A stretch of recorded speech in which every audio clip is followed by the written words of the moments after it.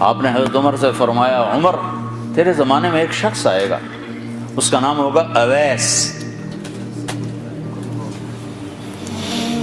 اس کا قبیلہ ہوگا مراد، اس کی شاخ ہوگی کرن، اس کا رنگ ہوگا کالا، قد ہوگا درمیانہ، اور ایک سفید نشان اس کے جسم پر ہوگا۔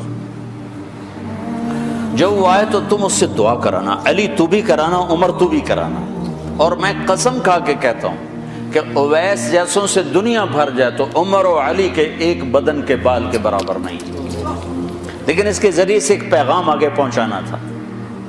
تو حضرت عمر اور حضرت علی حیران ہو کر دیکھنے لگے کہ ہمیں کہا جا رہا ہے کہ اویس سے دعا کروائیں، وہ ہم صحابی وہ تابعی۔ تو آپ نے فرمایا اس نے ماں کی ایسی خدمت کی ہے، جب وہ ہاتھ اٹھاتا ہے تو اللہ ہاتھ واپس خالی موڑتا ہی نہیں۔ یہ پیغام پہنچانا تھا کہ ماں باپ کے آگے جھکو۔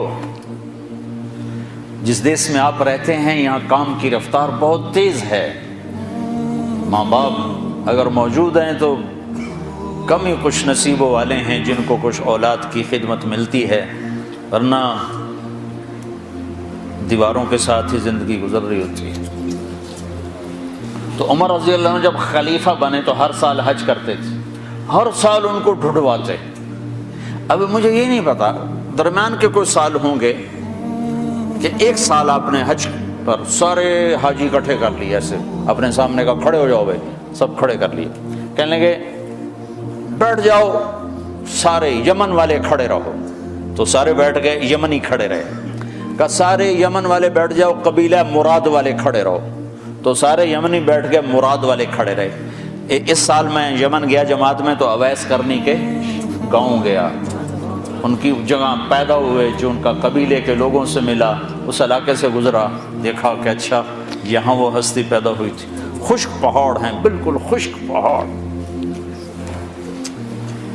پھر آپ نے کہا مراد والے بیٹھ جاؤ، قرن والے کھڑے رہو، تو صرف ایک آدمی باقی بچا۔ تو آپ نے اس سے پوچھا تم قرنی ہو؟ کہا جی ہاں۔ اویس کو جانتے ہو؟ کہا جانتا ہوں، میرا سگا بھتیجا ہے، میرے بھائی کا بیٹا، لیکن وہ تو تھوڑا پاگل سا ہے، آپ اس کا کیوں پوچھ رہے ہیں؟ تو عمر رضی اللہ تعالیٰ عنہ رونے لگے، کہا وہ نہیں، تو پاگل نظر آتا ہے۔ پھر آپ نے پوچھا کدھر ہے؟ آیا ہوا ہے حج میں ہے؟ کہا جی ہے۔ کدھر ہے؟ کہا جو اونٹ چرانے نکلا تھا عرفات کی طرف۔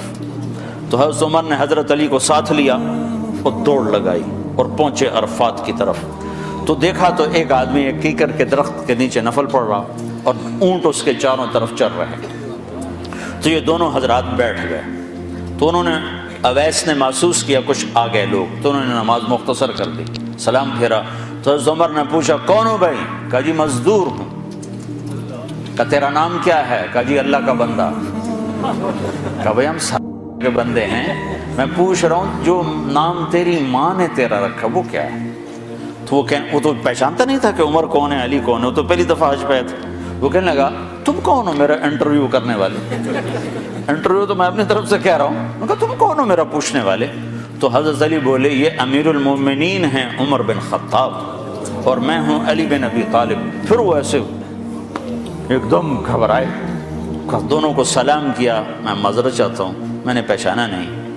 تو عمر رضی اللہ عنہ نے فرمایا ہاتھ اٹھا، ہاتھ اٹھا۔ برمنگم والوں کو پیغام پہنچے کہ ماں کی خدمت کیسے کی جاتی، کہ عمر جیسا ہاتھ اٹھوا رہا ہے، علی جیسا، علی جیسا۔ تو وہ کہنے لگے میں آپ کے لیے کیسے ہاتھ اٹھاؤں، میری اوقات ہے کہ میں آپ کے لیے دعا کروں؟ کہاں، ہمیں ہمارے نبی کا حکم تھا کہ اویس آئے تو اس سے دعا کروانی ہے، کہ جب وہ ہاتھ اٹھاتا ہے تو وہ ہاتھ خالی نہیں آتے۔ کس وجہ سے؟ تہجد، جہاد، تبلیغ، ذکر، تلاوت، تسبیح، حج، عمرے، نمازیں، روزے، ذکر، تلاوت۔ کس وجہ سے؟ نہیں، ان میں سے ایک وجہ بھی نہیں، ماں کی خدمت کی وجہ سے۔ صرف پونڈ ہی سب کچھ نہیں، مائیں بھی بہت کچھ ہے۔ صرف پونڈ ہی سب کچھ نہیں ہے، باپ بہت کچھ ہے۔